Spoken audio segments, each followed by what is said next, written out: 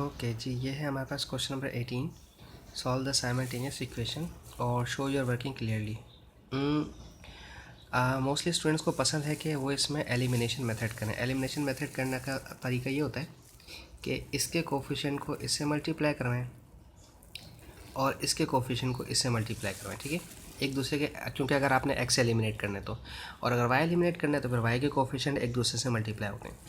देखें, ये वाली इक्वेशन को मल्टीप्लाई करवाएं 3 से, ठीक है, क्योंकि सेकंड इक्वेशन का जो एक्स का जो कोफिशिएंट है वो है 3, और यहाँ अगर 1 लिखा हुआ है तो इस पूरी इक्वेशन को 1 से मल्टीप्लाई करवा भी दें तो कोई फ़र्क नहीं पड़ेगा, ठीक है। पहले हम इसकी बात करते हैं।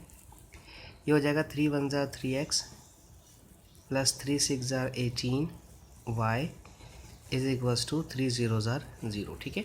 एक तो इक्वेशन आपके पास ये आ गई।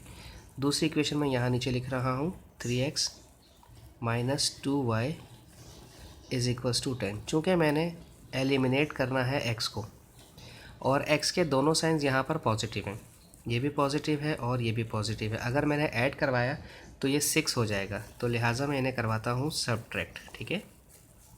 सेम साइन हो तो सब्ट्रैक्ट करवाते हैं, याद रखिएगा, ठीक है। अच्छा, ये माइनस हो जाएगा, माइनस है ये प्लस हो जाएगा, और ये प्लस है ये माइनस हो जाएगा, और ये 10 भी नेगेटिव हो जाएगा, ठीक है।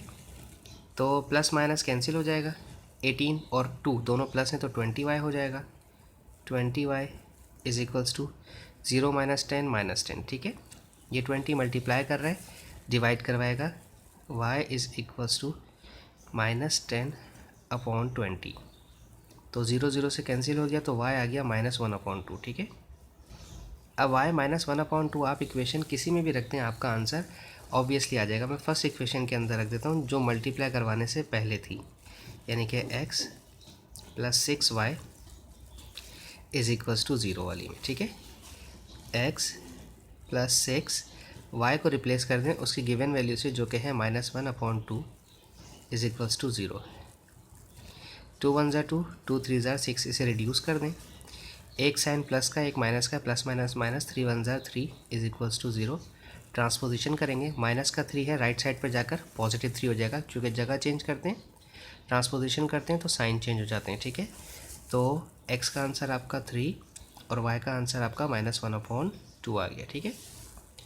क्वेश्चन नंबर 9 देखते हैं। y इज़ प्रोपोर्शनल टू, अच्छा, चूँकि डायरेक्टली नहीं लिखा है या इन्वर्सली भी नहीं लिखा है तो ये डायरेक्टली ही होता है, यानी कि y is directly proportional to x -1 का होल स्क्वायर, ठीक है। आप जानते हैं, आपको पहले के कांस्टेंट की वैल्यू लाजमी निकालनी है। y is equals to k x -1 का होल स्क्वायर। y आप 18 रखेंगे और x आप 4 रखेंगे, ठीक है। y की जगह रखा 18 और is equals to k, x की जगह रखा 4, 4 - 1, स्क्वायर अभी साथ साथ रहेगा।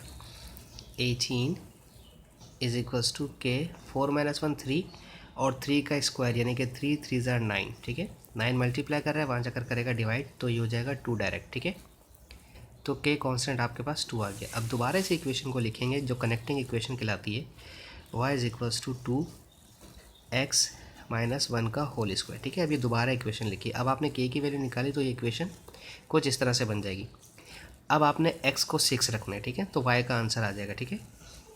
y is equals to 2, x की जगह रखेंगे 6 - 1 और होल स्क्वायर 2, 6 - 1 5, 5 पे स्क्वायर है, 5 का स्क्वायर कितना हो जाएगा, 5 5 ज़ा 25, और 25 को इस 2 से मल्टीप्लाई करेंगे तो क्या हो जाएगा, 25 2 ज़ा 50। तो y का आंसर क्या आ गया आपके पास, डेफिनेटली 50। दैट्स इट, ईजी था।